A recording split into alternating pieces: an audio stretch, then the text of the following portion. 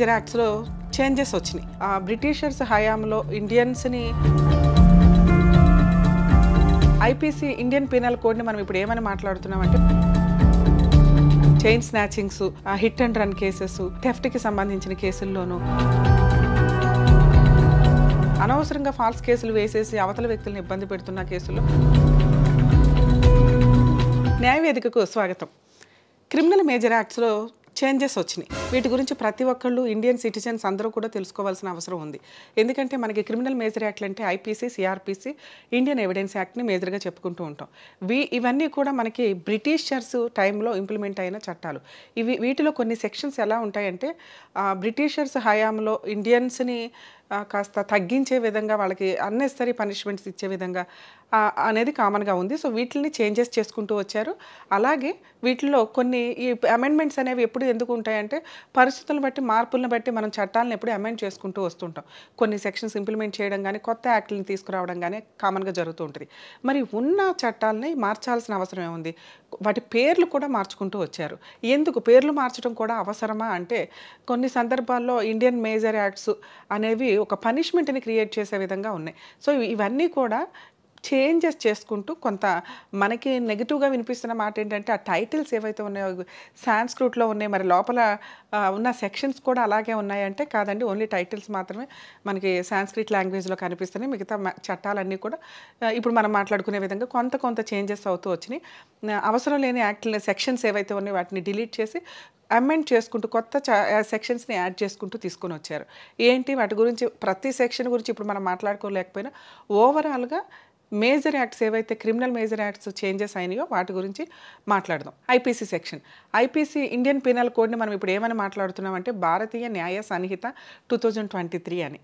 ఐపీసీని భారతీయ న్యాయ సంహిత అంటారు. అంటే బిఎన్ఎస్, ఇప్పుడు దాకా మనం ఐపీసీ యాక్ట్ అని పెడతాం కదా, బిఎన్ఎస్ యాక్ట్ అని పెట్టుకుంటూ వెళ్ళాలి. అలాగే criminal procedure code, criminal procedure కోడ్ని భారతీయ నాగరిక సురక్ష సంహిత 2023 అంటే ఇప్పుడు దాన్ని మనం బిఎన్ఎస్ఎస్ యాక్ట్ కింద ఇంప్లిమెంట్ చేసుకొని రాసుకుంటూ ఉంటాం మనం ఆ సెక్షన్స్ని పెట్టేటప్పుడు.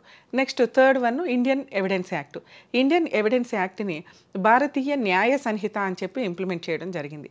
ఈ చట్టాలని ఈ టైటిల్స్ తోటి ఇక్కడ నుంచి భవిష్యత్తులో మనం పిలవబోతున్నాం.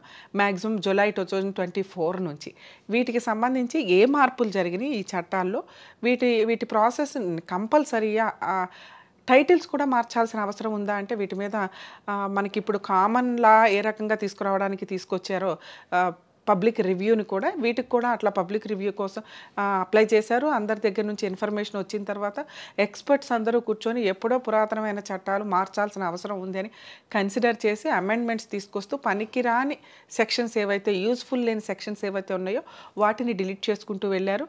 అలాగే ఏదైతే క్రైమ్కి సంబంధించి కొన్ని ఉంటాయో వాటిని ఇంకొంచెం ఎక్కువ పనిష్మెంట్స్ తోటి ఇంకొంచెం ఎక్కువ మార్పులు తీసుకొని వచ్చారు.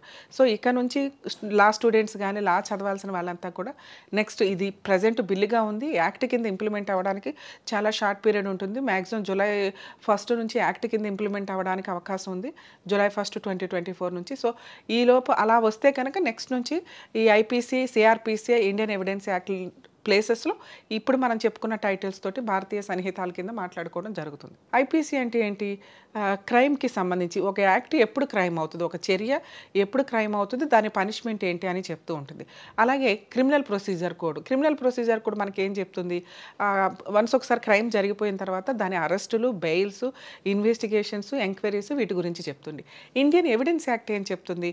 దాని అడ్మిసిబిలిటీ అంటే అది ఎంతవరకు ఎంటర్టైన్ అవుతుంది, దానికి ఉన్న సర్కమ్స్టాన్షియల్ ఎవిడెన్సెస్ ఏంటి, ఆ ఎవిడెన్స్ల గురించి ఈ ఇండియన్ ఎవిడెన్స్ యాక్ట్ చెప్తూ వస్తుంది. సో వీటిలో ఇప్పుడు మనం మాట్లాడుకోవాల్సింది భారతీయ న్యాయ సంహిత ఐపీసీ యాక్ట్ గురించి.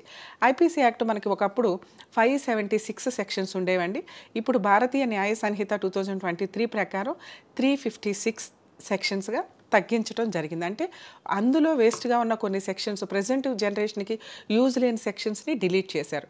175 సెక్షన్స్ని మాడిఫై చేశారు. ఇందులో ఈ భారతీయ న్యాయ సంహితలో 8 న్యూ ప్రావిజన్స్, న్యూ సెక్షన్స్ని ఇంప్లిమెంట్ చేయడం జరిగింది. 22 సెక్షన్స్ని మొత్తంగా డిలీట్ చేశారు. సో ఐపీసీలో మనకు వచ్చిన మార్పులు ఇవి. 2 సిఆర్పిసిలో వచ్చిన మార్పులు. యాక్చువల్గా భారతీయ నాగరిక సురక్ష సంహిత 2023ని సిఆర్పిసి అంటాం.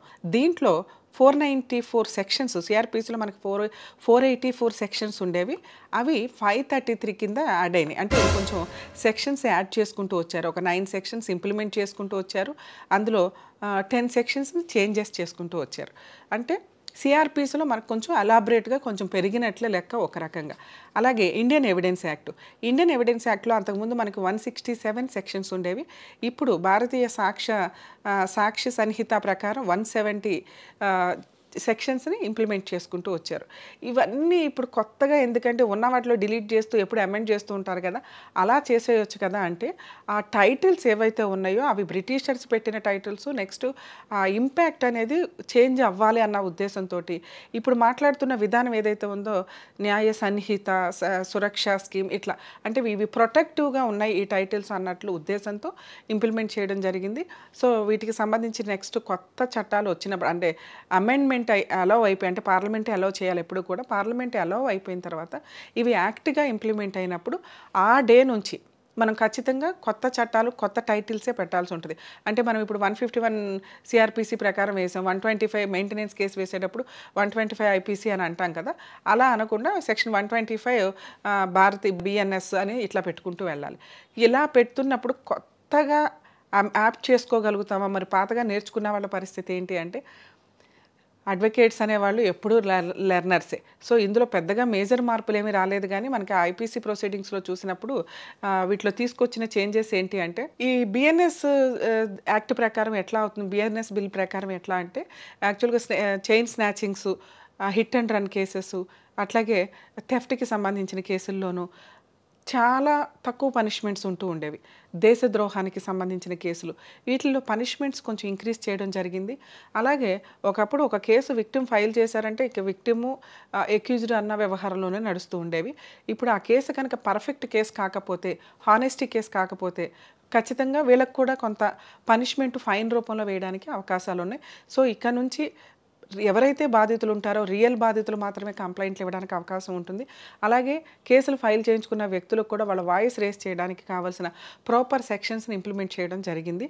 ఇవంతా కూడా కొత్తగా ఇంప్లిమెంట్ అయిపోయిన తర్వాత మనకి ఐపీసీ, సిఆర్పిసి, ఇండియన్ ఎవిడెన్స్ యాక్ట్లు ఏవైతే ఉంటాయో వాటి ప్లేస్లో ఈ టైటిల్స్ తోటి రీప్లేస్ చేయడం జరుగుతుంది లా కాలేజీల్లో కూడా. సో దాని ప్రకారమే లా స్టూడెంట్స్ చదువుకుంటారు, వాళ్ళు స్టార్టింగ్ నుంచి ఉన్నట్లే లెక్క. మరి మనకి వచ్చిన లాస్ ఏంటి, సీనియర్ అడ్వకేట్లకు కానీ ప్రజెంట్ రన్నింగ్లో ఉన్న అడ్వకేట్స్కి వచ్చిన లాస్ ఏంటంటే ఏమీ ఉండదండి. టైటిల్స్ కొంచెం మనకి ఆ సాంస్క్రిట్ లాంగ్వేజెస్ కాస్త ఇబ్బందికరంగా ఉంటాయి కాబట్టి వాటిని అలవాటు చేసుకోగలిగితే సరిపోతుంది. నెక్స్ట్ వేస్ట్గా ఉన్న సెక్షన్స్ ఏవైతే ఉన్నాయో అవి డిలీట్ అయిపోయినాయి కాబట్టి కొంత తగ్గినాయి.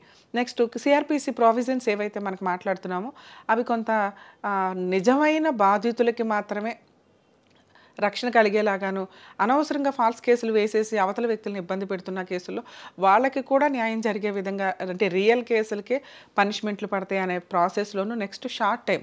ఒకప్పుడు ఛార్జ్ షీట్లు ఫైల్ చేయడానికి చాలా మంత్స్, ఇయర్స్ తీసుకుంటూ ఉండేవాళ్ళు. ఛార్జ్ షీట్ ఫైలింగ్కి ఒక టైం ఇచ్చారు.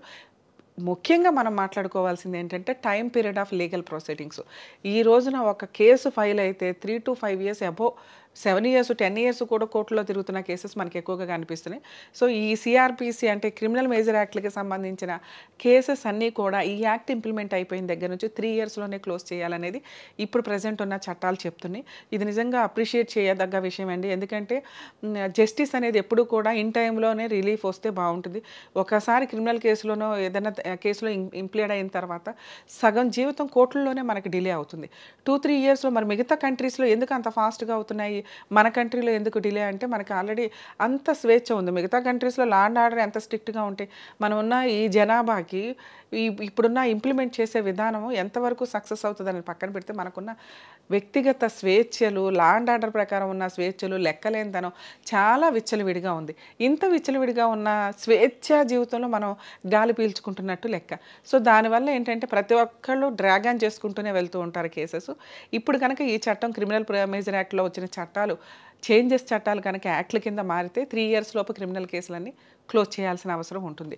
సో వీటిని ప్రతి ఒక్కళ్ళు యాక్సెప్ట్ చేసి కొత్తగా రియల్గా పనిష్మెంట్లు పడాల్సిన సందర్భాల్లో ఎందుకంటే సిచ్యుయేషన్ బట్టి అమెండ్మెంట్స్ జరుగుతూ వచ్చాయి కాబట్టి ఆ అమెండ్మెంట్స్ని కూడా మనం కన్సిడర్ చేసుకుంటూ ప్రాపర్ వేలో ఫాస్ట్గా లీగల్ ప్రొసీడింగ్స్ కంప్లీట్ చేయడానికి ప్రెజెంట్ చేంజెస్ అయిన చట్టాలు చాలా వరకు యూజ్ అవుతాయి.